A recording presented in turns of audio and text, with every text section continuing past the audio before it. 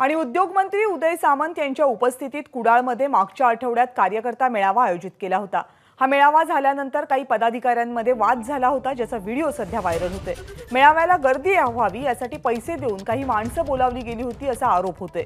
मेळावा संपल्यानंतर बिदागी न दिल्यामुळे भाडोत्री माणसं आणलेल्या अनेक कार्यकर्त्यांनी अध्यक्षांना आणि पदाधिकाऱ्यांना धारेवर धरलं।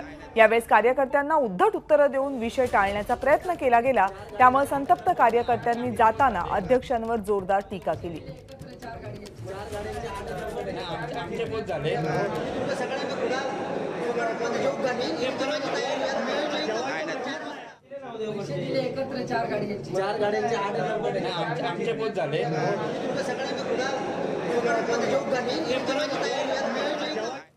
आणि या मेळाव्यासाठी माणसं भाड्यानं आणली नव्हती, तर गाड्या भाड्यानं आणल्या असतील आणि यात वावगं काही नाहीये असं शिक्षण मंत्री दीपक केसरकर यांनी म्हटलंय।